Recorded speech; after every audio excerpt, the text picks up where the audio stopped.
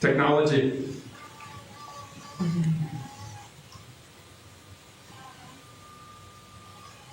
I think the problem is not the technology, but the person who are handling that mission.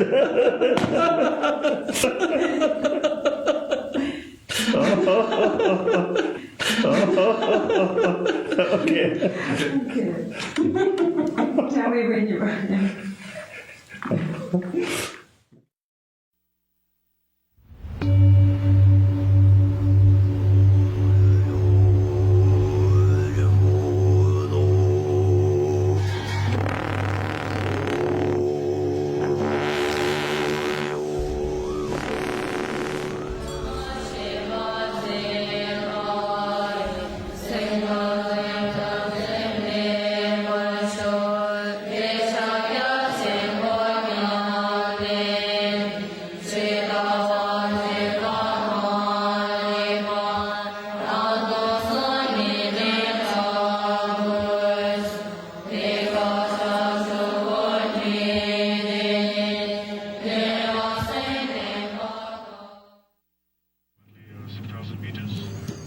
This is the story of Paul Horn and Lama Tenzin and their journey to the roof of the world. Paul Horn, the world-renowned flutist, had a dream to play inside the Potala Palace and the sacred temples of Tibet. Lama Tenzin was attempting to return to Tibet after an absence of nearly 40 years to reunite with his family and homeland.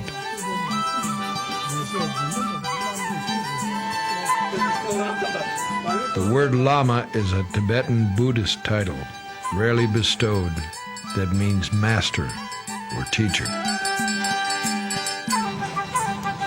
The sign indicates that the workers in the carpet factory are refugees.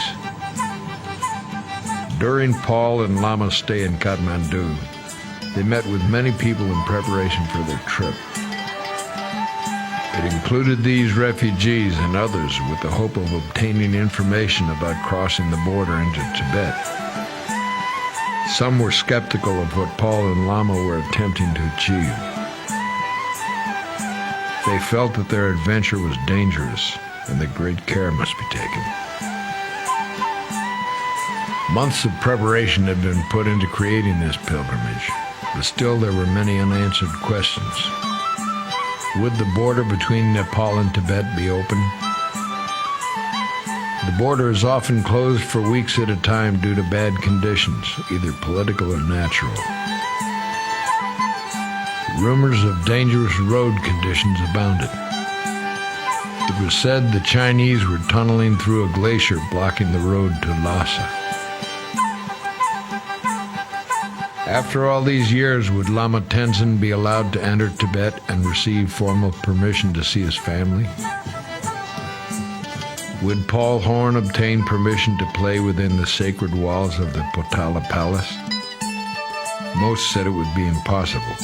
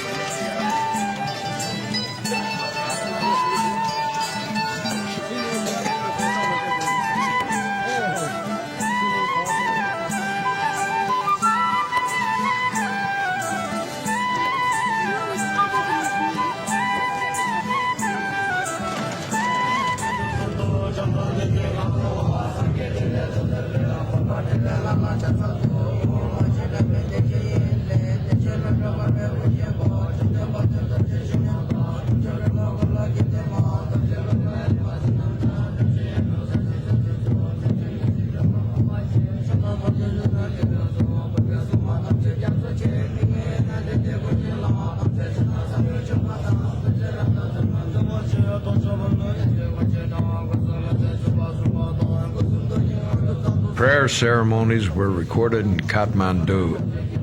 These prayers brought everything into perspective, centering Lama Tenzin and Paul Horn emotionally, preparing them for the journey inside Tibet.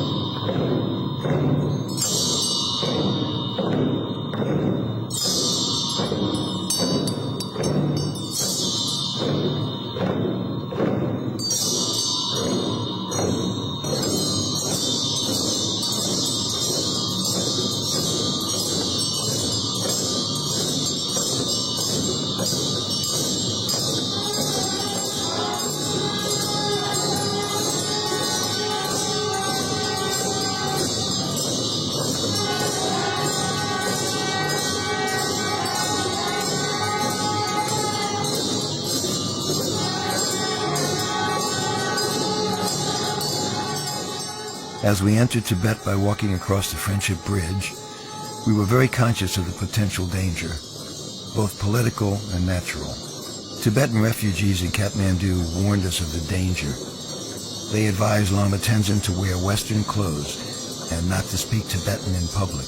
We were not to mention our plans to film a documentary. We knew that we were being watched almost constantly by the Chinese. Several weeks prior to us entering Tibet, a Tibetan was arrested and sentenced to 18 years in prison for videotaping a group of local folk dancers. We were very cautious not to comment on political issues because of the grave consequences for ourselves, Lama, his family, and our Tibetan guides.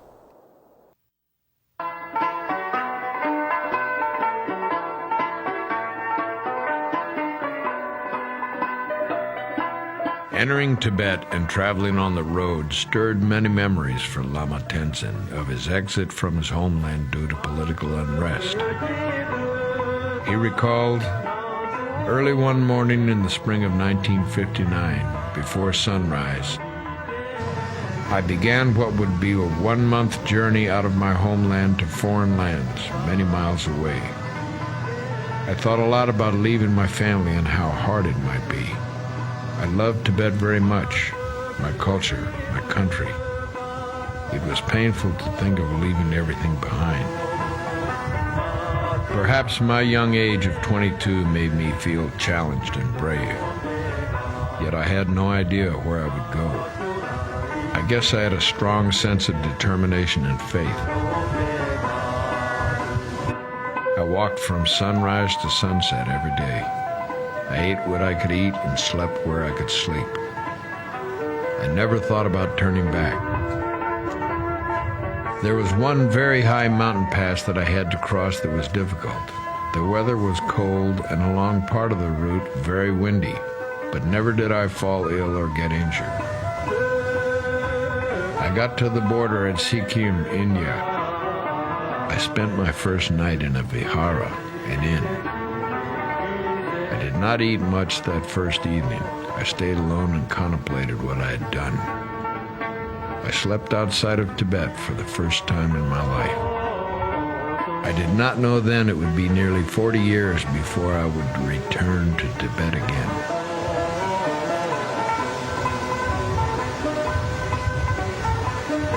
The Friendship Highway is a long ribbon of road passing over the Tibetan Plateau.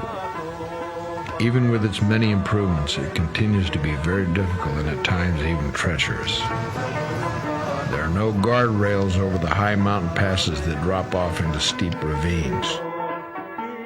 The glaciers are carved out to allow for passage. It is common for passengers to deboard and walk over the more difficult areas.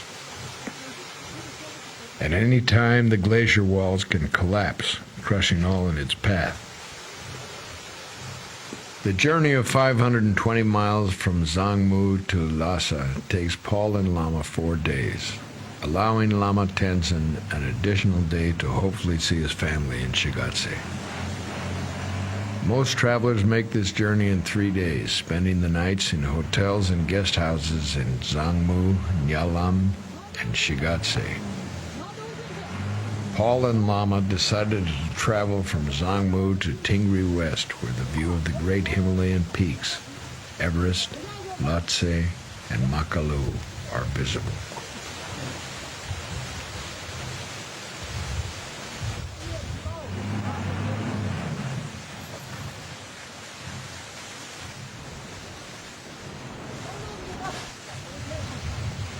Travelers along the way willingly come to the aid of one another to assist with safe passage in this seemingly desolate land. A welcome reminder of the overall generosity of the Tibetan people. Altitude sickness is a serious concern. Travel by vehicle over the high mountain passes allows little time for Paul and Lama to acclimate. Paul Horn and Lama Tenzin safely pass over 2 very high summits before reaching their destination for the day, Tingri West. Here, Paul and Lama would spend the night at approximately 14,000 feet.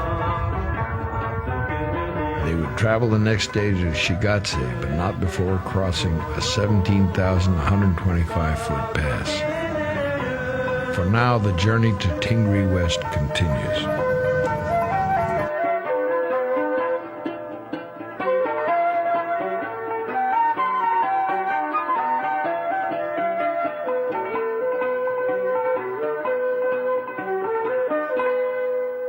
He's going home.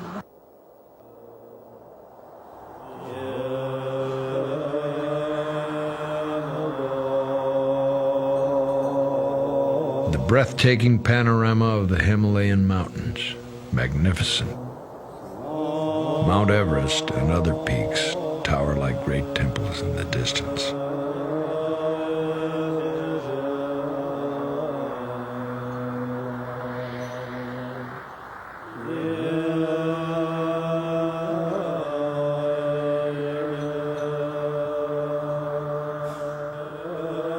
Marking the summit at Lakpala Pass, brightly colored prayer flags blow in the wind, sending prayers flying to the universe.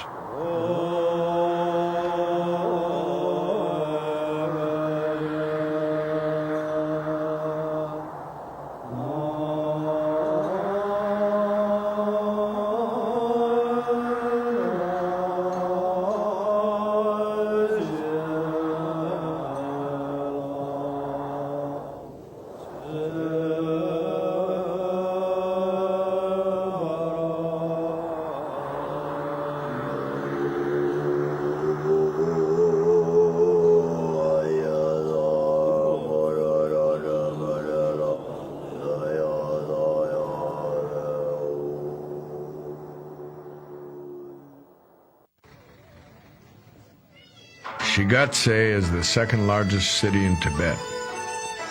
Its population is over 50,000 people and has an elevation of 12,800 feet.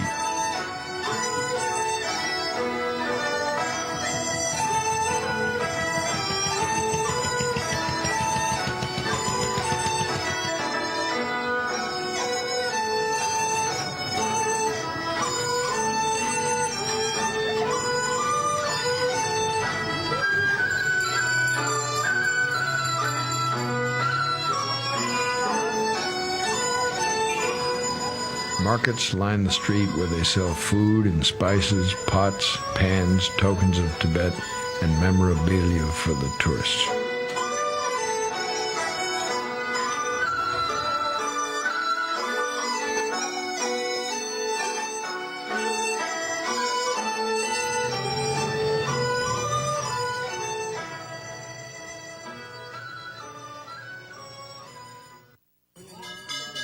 Tashi Lumbo Monastery was built in 1447, one of the largest monasteries in Tibet. It is famous because it was founded by the first Dalai Lama, Gedum Drupa.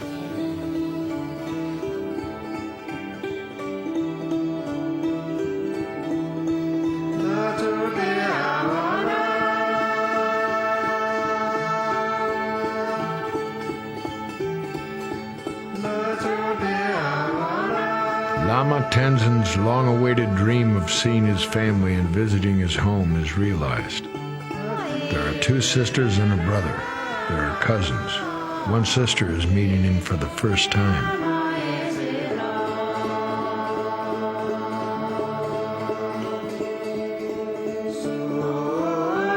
Lama Tenzin's 2 dreams merge in a magical way.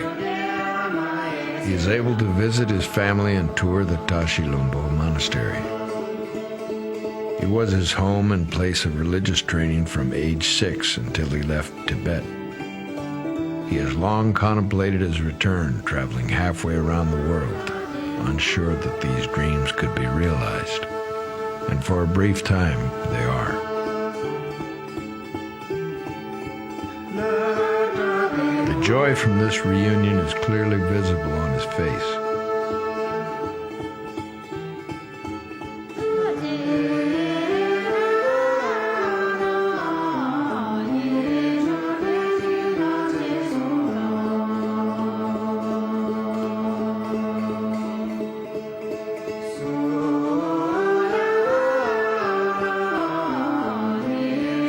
Stationary prayer wheels beckon the devotees as they circumambulate the monastery in prayer and homage.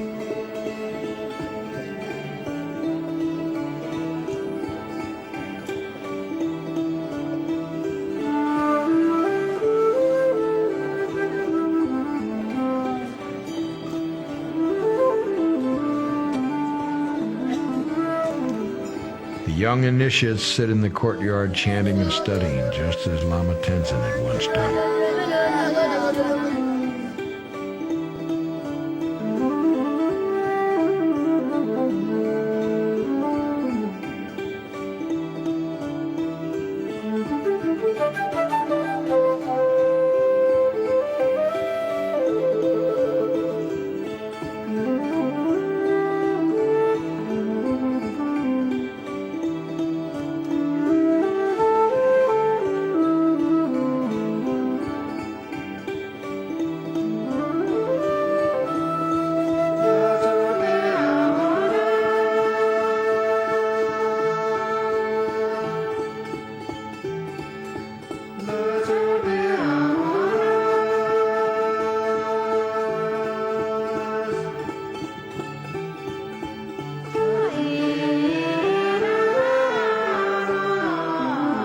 It is time for Lama to go. The family met for one last time. Lama and his brothers shook hands, and then they left. A sentimental moment, knowing they might never see each other again.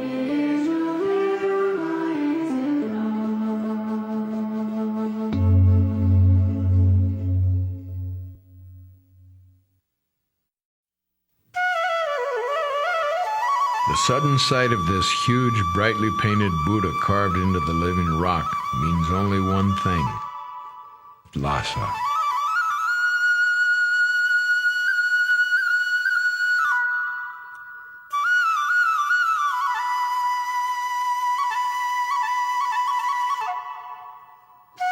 Then a few miles later, high on a hill, the first glimpse of the Potala Palace. The name Potala is derived from the word Bodala, a Sanskrit word that means Buddha's mountain. Considered the heart and soul of Tibet, it is the largest city in Tibet with a population of over 300,000 people. The elevation is approximately 12,000 feet.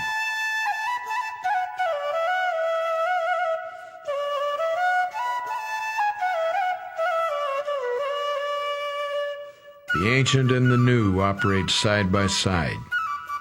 Mule-pulled carts, small markets, yarn shops, the Barkor Bazaar compete with cars, buses, department stores, and stylish garment shops.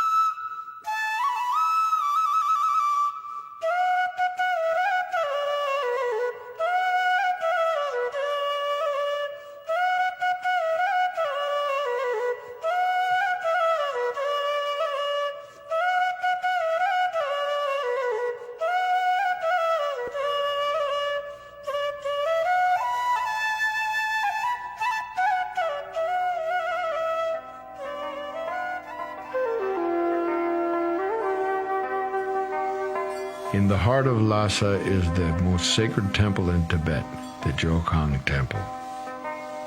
The temple has undergone 8 enlargements since its historic beginning, dating from the 7th century AD.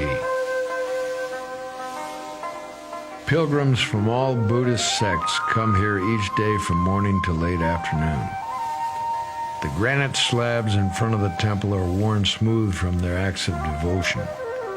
Here they pray with folded hands, which reach above the crown of their heads, touch their foreheads, neck, and their hearts, and then downward stretching to touch the stone, then bending knees, palms of hands sliding outward, extending the body, stretching out to full prostration, then sliding back and upward to the standing position, only to be repeated again and again.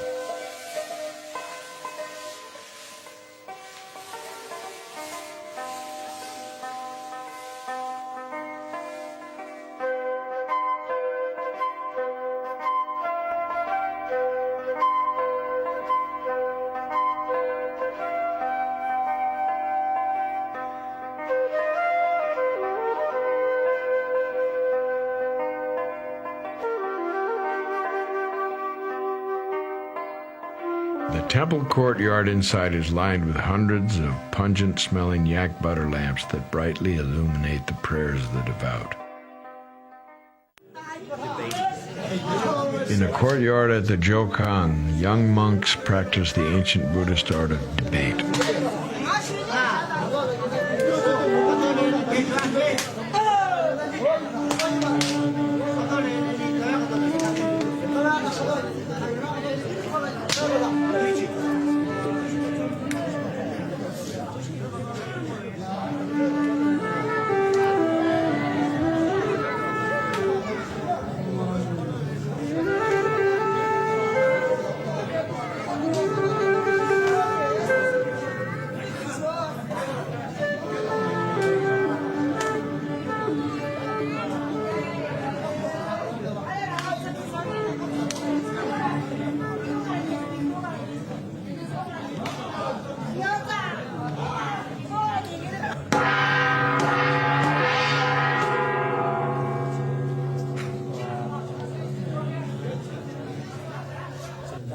High atop the Jokhang, the golden deer symbolizes gentleness and peace. The Dharma chakra represents the wheel of the law, the eightfold path to liberation in Buddhist teaching.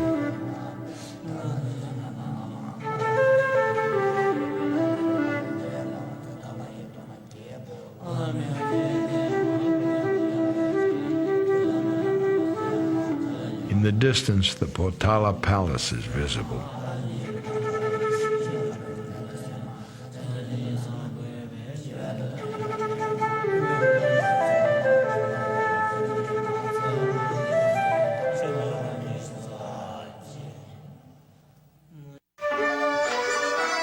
Near the front entrance of the temple, a juniper hearth burns, its smoke rising as a sacred offering and blessing. The Barkor outside the Jokong temple is the center of Tibetan activity in Lhasa.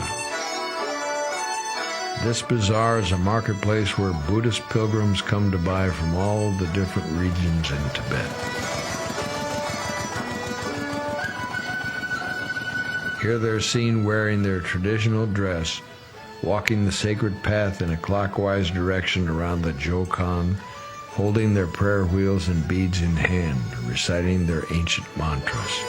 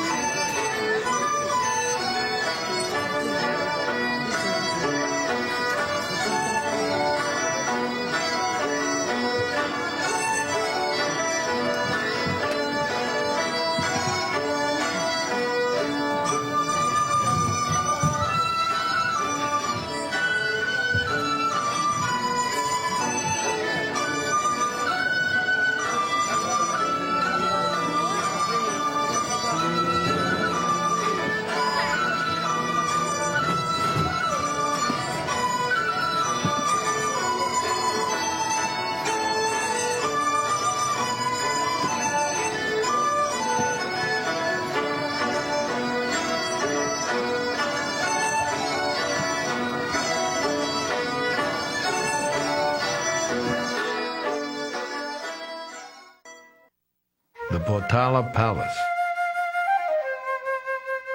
This formidable structure is one of the architectural wonders of the world. Built in the 17th century, the Potala was the symbol of Tibetan government and the winter home of the Dalai Lamas. In this building, they provided a room for me to play in. We were given unlimited time. I think we were here for about 5 hours. And I had a chance to record on my various flutes, alto flute, C flute, little Chinese flute called a dizi. And we were happy with that. But somehow we were hoping that the room that I would get to play in would be a little more in the center of this place. This was sort of like a room that seemed to us to be a party room. And it was cigarette smoke smell in there, ashtrays.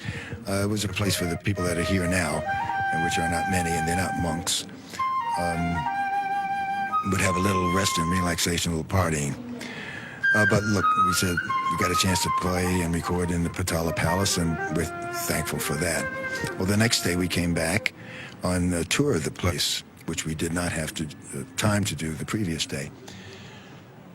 And on this tour, we came to this wonderful big room called the Grand Assembly Hall. And my sound man, Bruce McBain, said, I'd give anything to record in here. This is the place.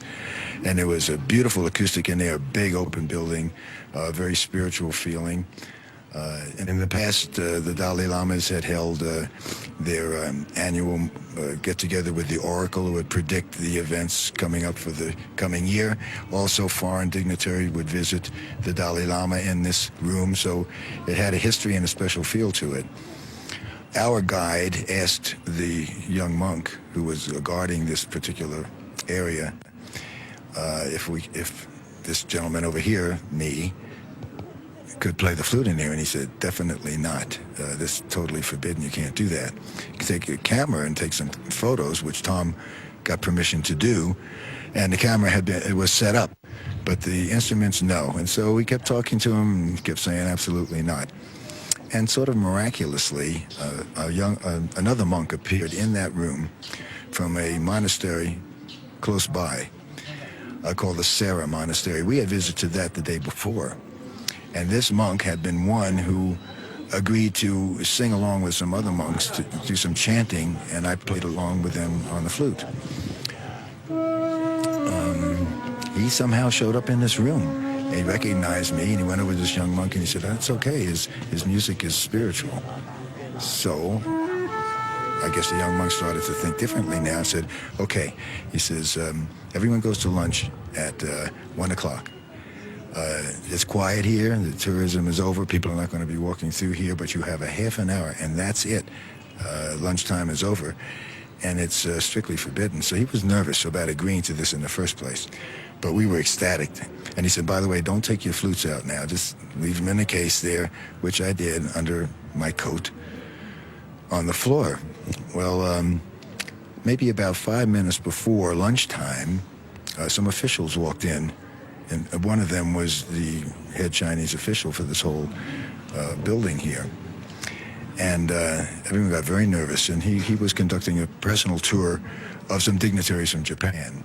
And this was the room he was showing them. Well, we were all standing around there, and he sort of was sensing that something is not right. Couldn't quite put his finger on it. And looking around at us, and we sort of got a little nervous, a little edgy, that we were being scrutinized like that, but we just sort of looked around, playing innocent. And then he sort of went, well, what the heck? And the bell rang, and it was lunchtime, so everyone split, and they went out this door at the other end of the assembly hall here. At that time, he said, okay, get your flutes out. Bruce was all set up. Tom was all set up to go. And I started playing.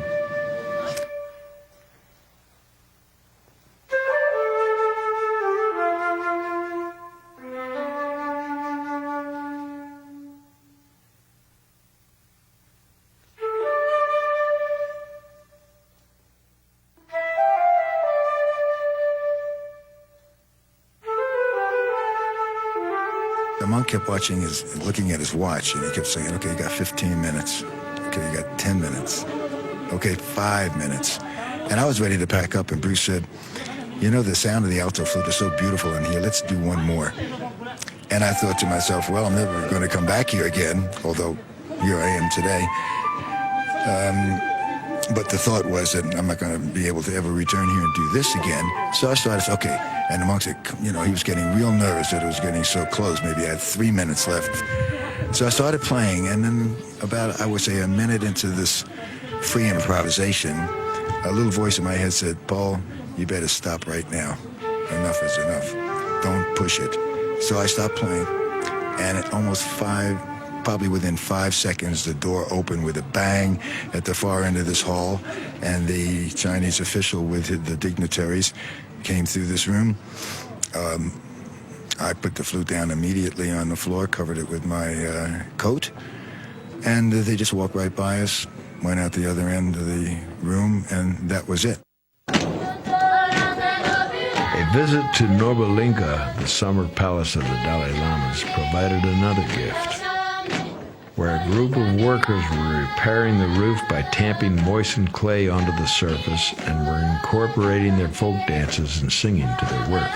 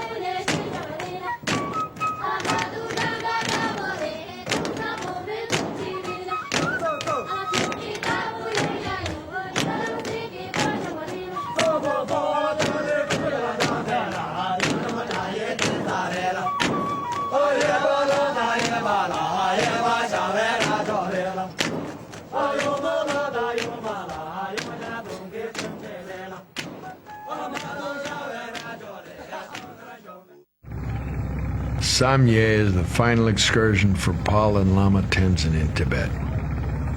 The Samye Monastery is the first Buddhist monastery built in Tibet and founded in 779 AD.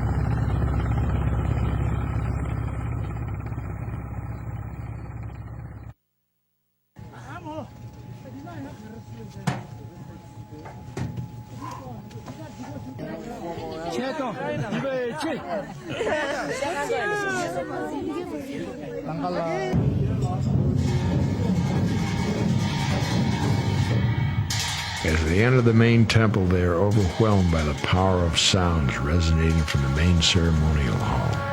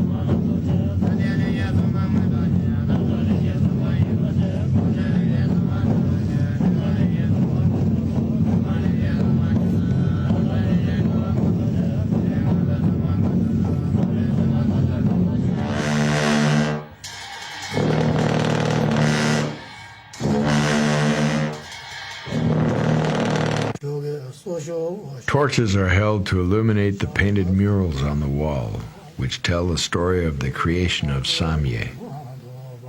These depictions, some of them painted during the most ancient beginnings of the monastery, show the original design of the temple as it existed in the 8th century.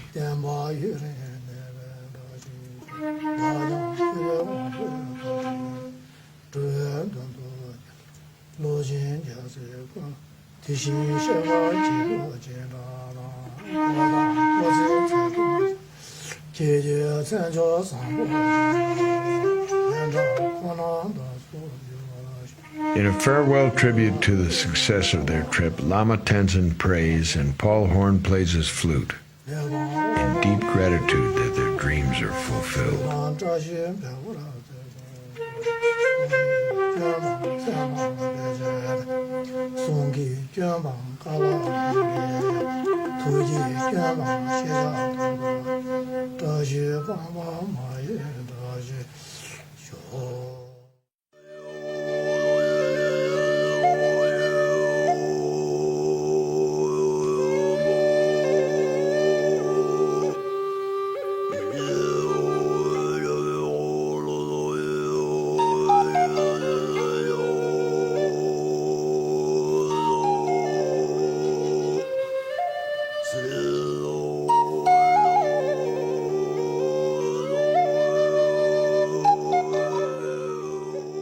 with you today. We're going to Kailash. Yeah. You think we'd be able to walk around? Yes. Yeah? Yes. You think I'm too old for that? I don't think so. You don't think so? No problem. Strong enough? Strong. I hope so. Yeah.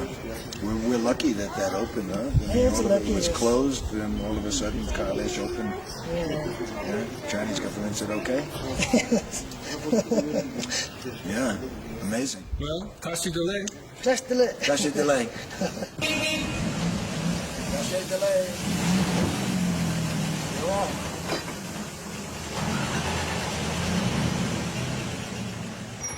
This is the first day on the very bumpy dirt road to Kailash, and we're sharing our journey with carts, tractors, animals, and the greetings from the children. There's concern, though, since we've been told Kailash has had cloudy weather, and a storm would make the trek so dangerous we wouldn't be able to continue. And still we go on. Hello.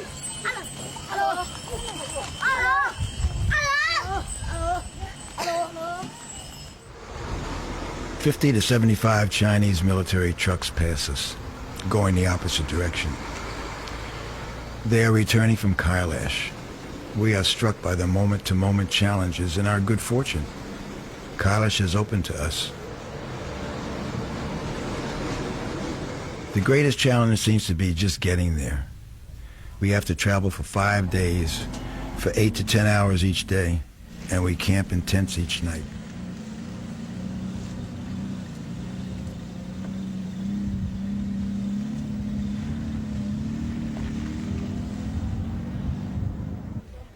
The town of Saga lies on the southern route and is the largest town we will see until we return from Kailash.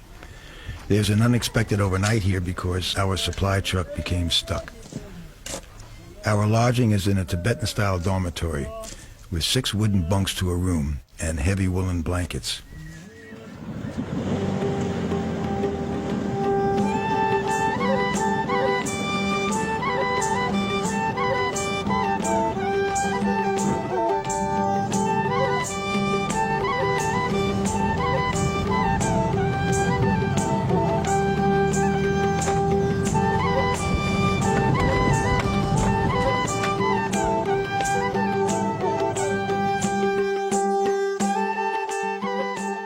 The nomads on their horses and the herds of yaks certainly seem to fit with the rhythm of life out here. Petrol problem. Some petrol problem. Petrol? Yeah.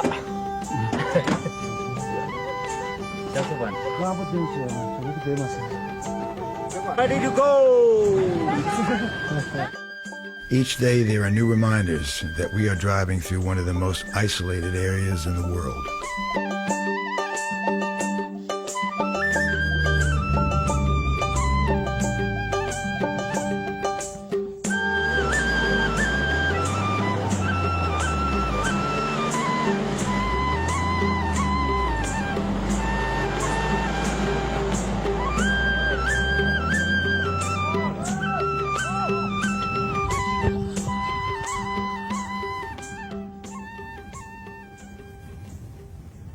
We get out to stretch. I look around. I see how beautiful the sky is, a different color than I've seen before. There's no pollution. It's clean and fresh air. Well, we're on our way to Kailash, Mount Kailash. We've been on the road for it's our 4th day. And we have one more to go. Altogether, it's about 1,000 miles we've gone over when we finally get there. These very rough roads. So the journey itself is an experience, I think, as much as our final destination, which is Mount Kailash. Tom and I were talking about this in the car earlier today. It's like a metaphor for life, that you have a goal or a final destination, but if you focus too much on it, you miss what's happening along the way. And what's happening along the way for me, and what I had in my mind before leaving home, what I kept envisioning was, I can hear the silence. I can hear the wind. I can feel the wind. Just being away from everything, and I find the chatter in my mind Each day is getting less and less and less and less. And to me, that's a very valuable experience and one that I was looking forward to. And as you can see, the vista behind me is what I'm talking about. Just open space. It's very still. I personally need that in my life. And I realized that for a long time. I've practiced meditation for, well, over 30 years now.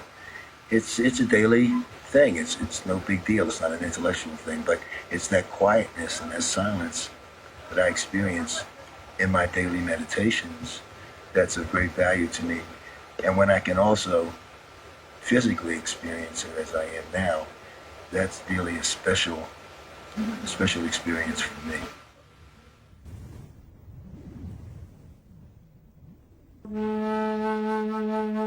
The next day, as we are going further west, we see the snow-capped Annapurna mountain range in the Himalayas.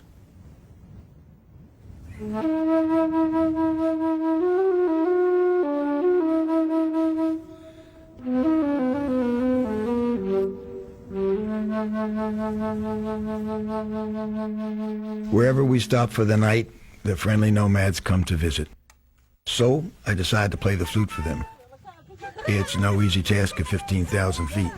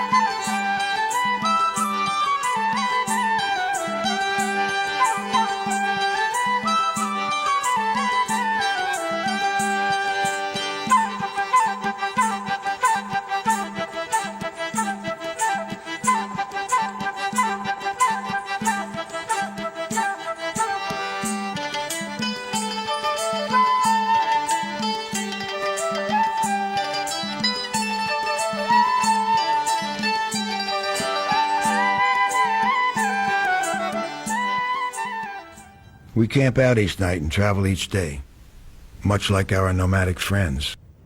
It's a challenge.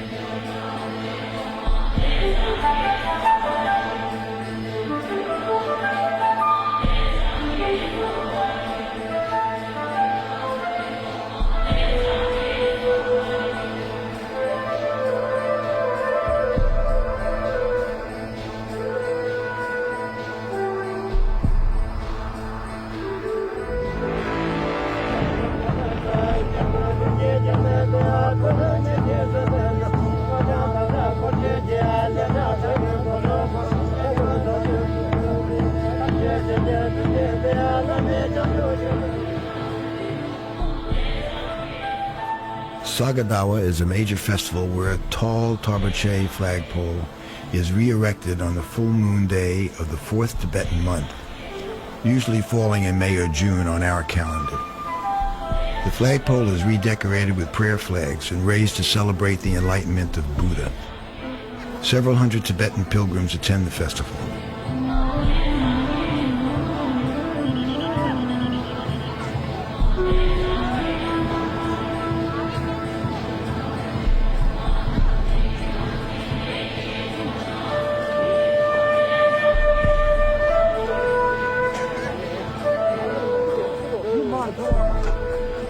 The goal is to raise the flagpole to a vertical position, which is most auspicious in bringing in good fortune for the upcoming year.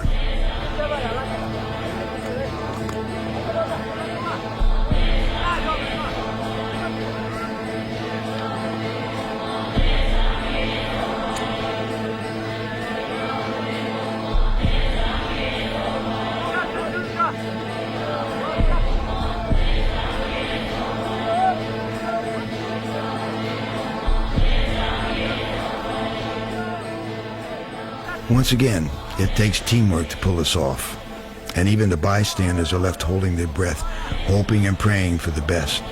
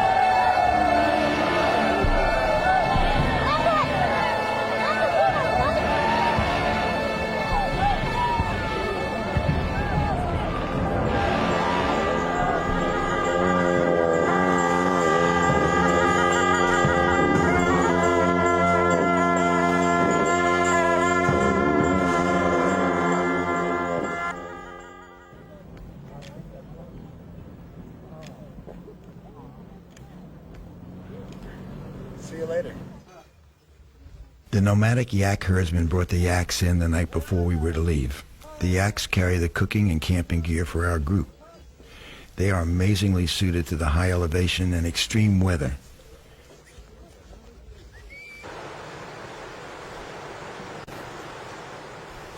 The Kora is a 32-mile trail which circles around the holy mountain that is believed by the pilgrims to be the center of the universe. It is considered one of the most important pilgrimages in Asia.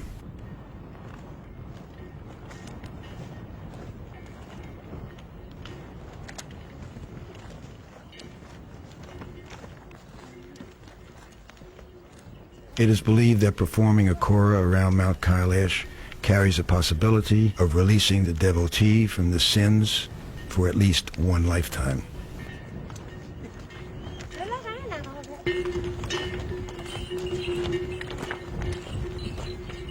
The yaks, their herdsmen and dogs all become part of the procession.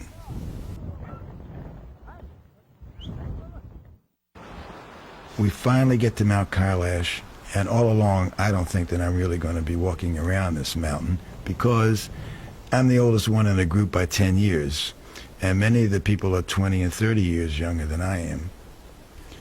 I have to make a decision. Either I'm going to go on or I can turn back to the camp. First of all, if I go back, no one else is going back. So I'm going to be by myself, sleeping in a tent, and who's going to be there? It didn't appeal to me. So the next day I said, what the heck? Well, that was a challenge, man. And if you look up at Kailash and Asanko, had to sleep under that tonight. Anything worthwhile doesn't come easy. This didn't come easy, but it sure is worthwhile. It'll take 3 days to trek around Kailash. We camp out every night. The monasteries along the Kailash Kora all sustained damage during the Cultural Revolution. The devout pilgrims show their reverence in prostrating.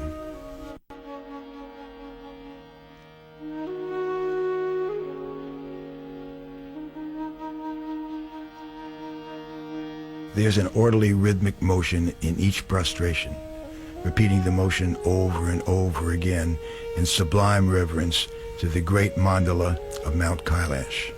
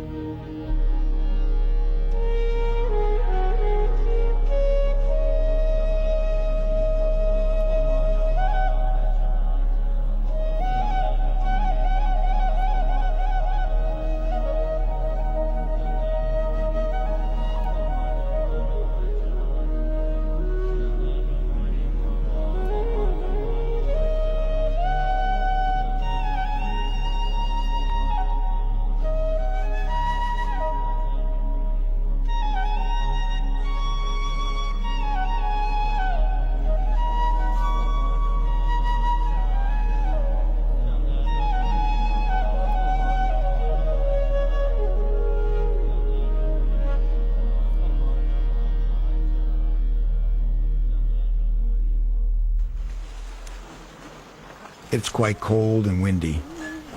Our group consists of 10 people. We sleep 2 to a tent.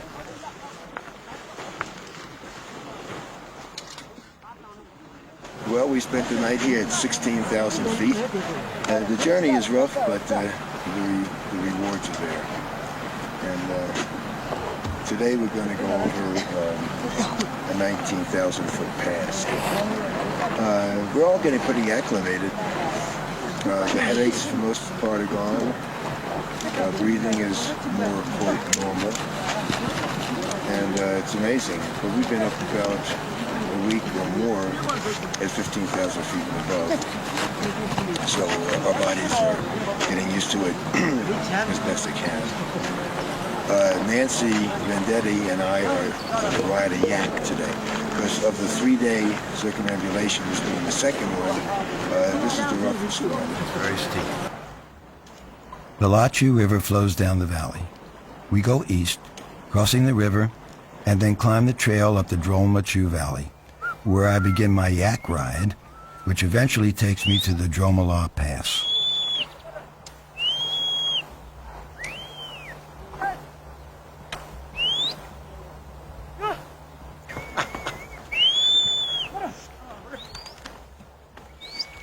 Aloha. How's the ride, Paul?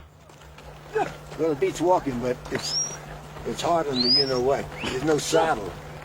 But it's a great experience. How many people ride a yak?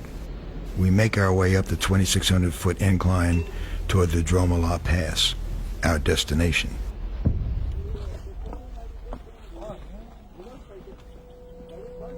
We continue to climb to 17,482 feet to a place called Shivasal. The pilgrims symbolically leave their old life behind in an offering of clothes, a drop of blood, a lock of hair, or other objects.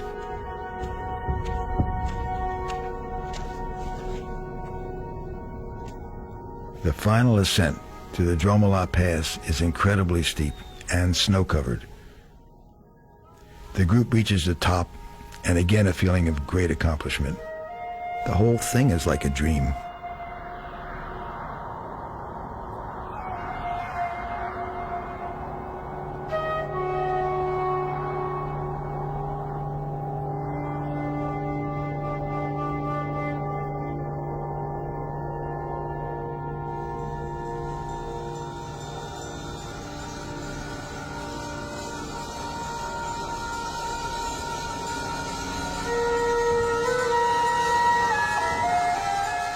We took time to honor Mount Kailash and a dear friend.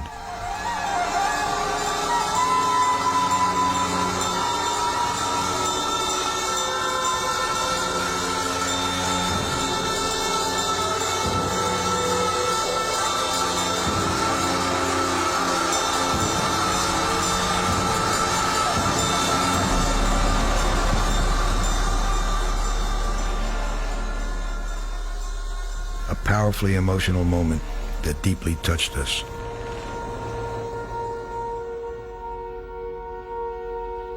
The group begins the 1,300-foot descent. Below is a beautiful circular frozen Gurikund Lake, the Lake of Compassion. Purbu, our young Tibetan guide, walked with me, constantly watching and providing assistance by taking my arm when the trail gets too rugged. He is a very considerate person, very typical of the Tibetan people.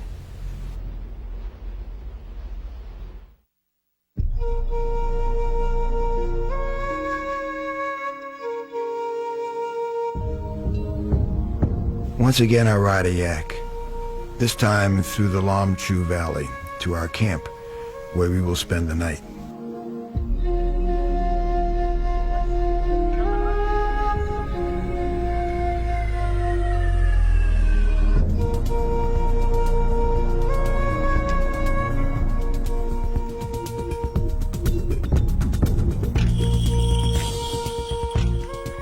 Camp is set up along the Zhangchu River. In the morning, a skiff of snow has formed an icy crust over the tents. This is our final day of the Kora, and once again, Purbu is at my side. As I continue to walk, my mind is quiet, and I experience the physical challenges, which are great enough that I'm not thinking of a lot of other things. There is a deeper meaning than just the trip or this moment.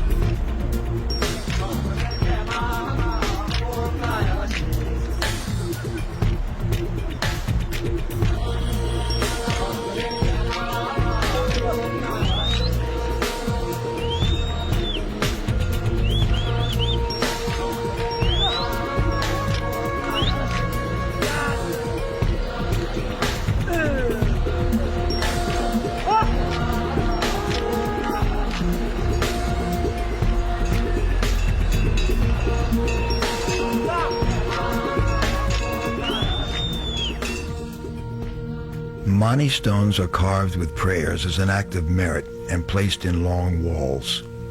Om Mani Padme Hum is the most popular of the sacred mantras, a prayer for compassion. One of the most fascinating ways the pilgrims show their devotion is by prostrating. This woman was on her 16th day circling the mountain.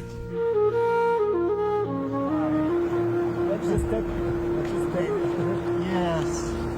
We are at the end. Yaks are here with the big bags.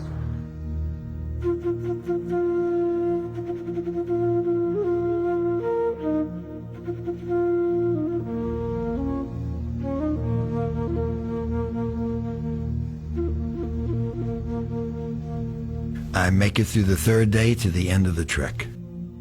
I have a great feeling of elation and accomplishment. It really feels good.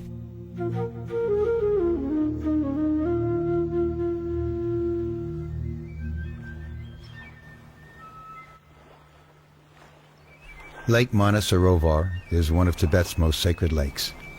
It is the largest body of water at the highest altitude in the world, approximately 16,000 feet. It is like a spiritual partner to Mount Kailash.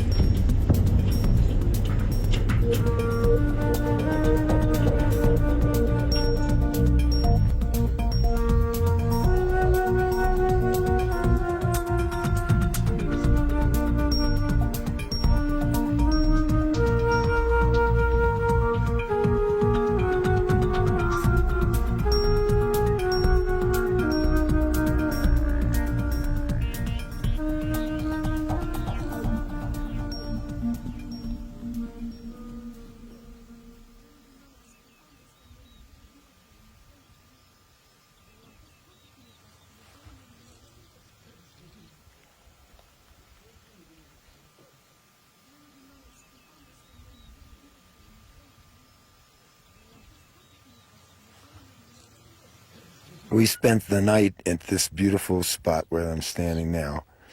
We're one day into our return from Mount Kailash to Kathmandu. We have to be at the border in 2 more days. That's when our visa runs out. And I'm really back in time. You hear that stillness?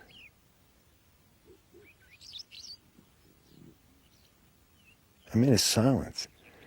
It's, but it's filled with potential. It's natural. There's no phoniness out here. This is a hard life, but it's an honest life. There's a few dwellings that you can see. These people live, again, a hard life, but it's a peaceful life. They know what to do when they get up in the morning. And they're in an environment, in an area that, whether they intellectualize it or not, and I doubt that they do, they are one with nature. The animals, the struggle for daily existence. And for me, it just brings home the point once more, but very, very vividly this time, and probably the strongest that it's ever been, that we, as human beings, part of the animal kingdom, have come so far away from what is natural. And we call this progress.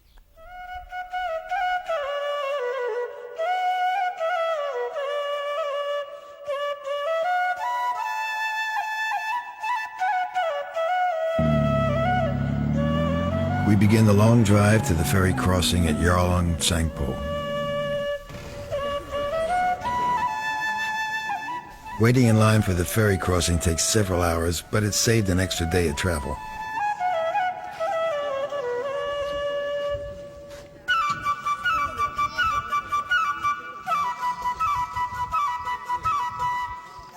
Cables pull the ferry smoothly across the river to the other side, where we carefully disembark and resume our bumpy ride on the dirt roads.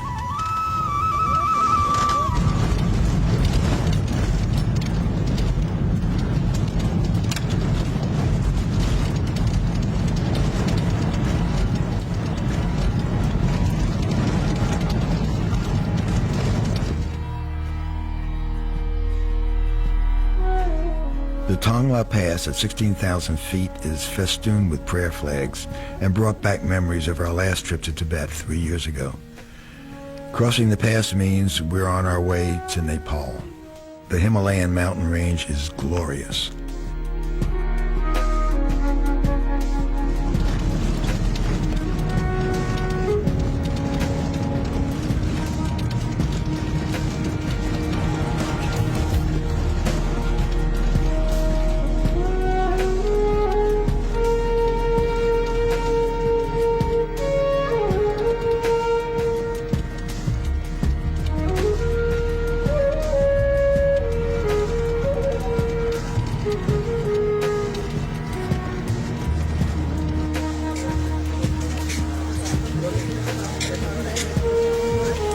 I'm ready. It's been a great trip, but I'm ready to cross the border. All right, here we go.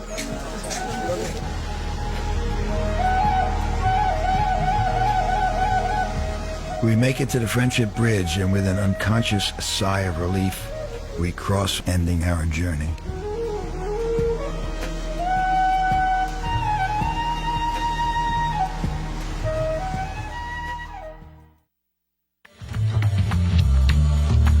Tibet's beauty extends from the majestic Himalayan mountains to the inner spirit of its people.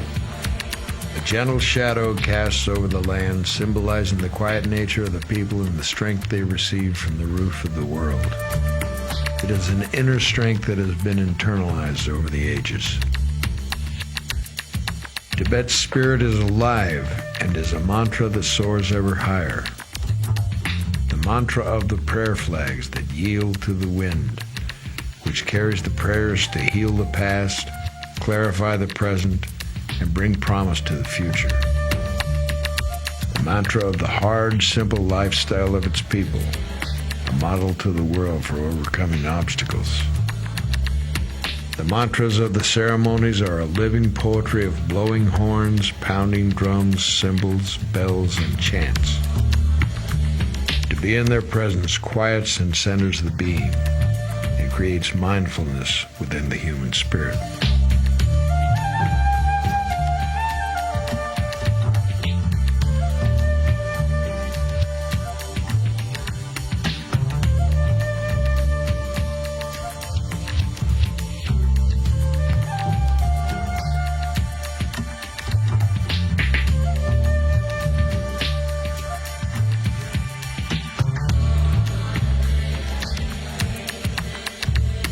Compassion, love, wisdom. These are the conceptions to obtain inner peace.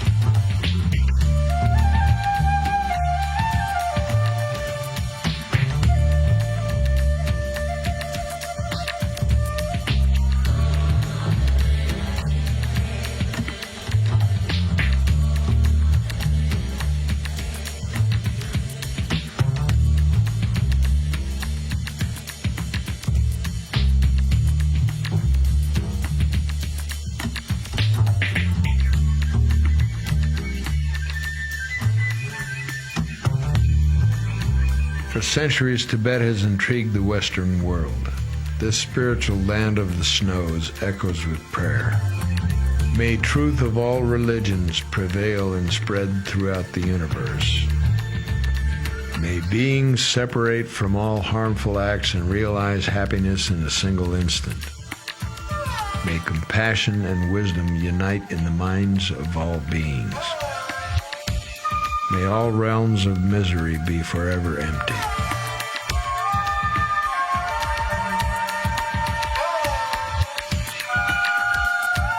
Their eyes tell a story much different than our own. It is a story of a people who cling to their rich culture and heritage.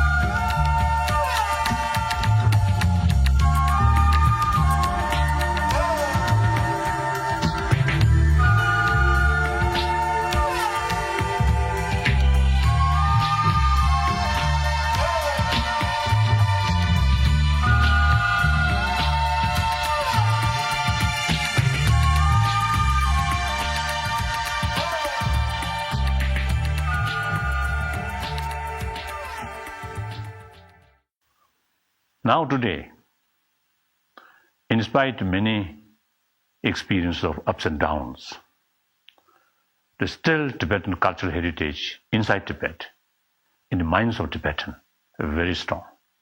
Tibetan loves our own culture, our own spirituality, in spite of many obstacles. More and more people from Europe, from North America, from South America, more and more people now showing interest, not only just curiosity, but many, including some scientists, now showing interest about Tibetan culture or Tibetan Buddhism. We feel the best solution is within the People's Republic of China. The Tibet should have meaningful autonomy, self-rule. And because of meaningful autonomy, we can preserve our own culture, we can protect our environment, including thousands of different species of animals. Now, the amount of melting of glaciers, snows in Tibet, now recent decades, quite rapidly now taking place. So, unless we take special care, I think eventually, within this century, maybe end of this century, I think tremendous sort of difficulties, drinking water, whole northern India and Pakistan, and then China.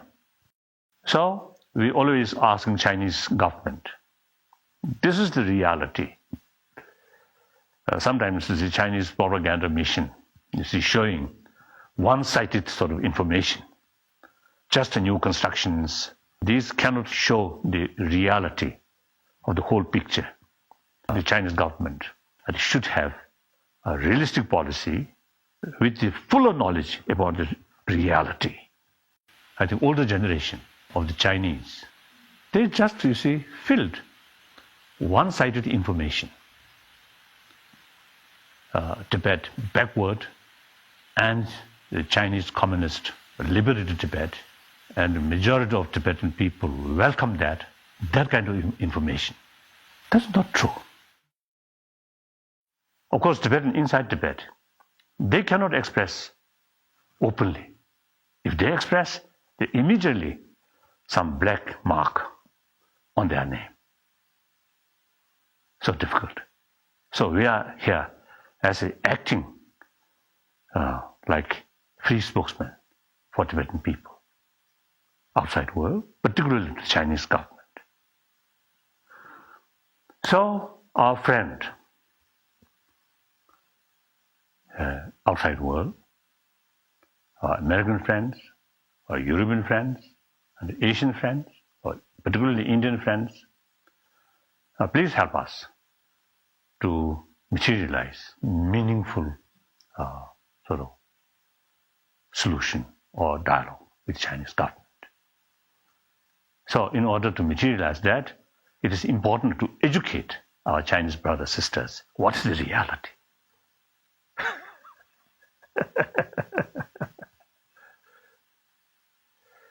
So my way of thinking is not thinking about past history. Past is past. Now we are 21st century. So, on global level, various levels, now new reality. Now we have to find ways and means to solve the problem according to new reality. I think now I spent last more than 46 years in this country, in India. I think since establishment of the Indian Republic, I think now they past more than 50 years. I think the Indians, you see, deal with problems according to new reality, not talking about the past so many centuries or past experiences. If we go the past experiences, past history, then there are good things, bad things, sad things, happy things. Difficult. That's my way of thinking. Good.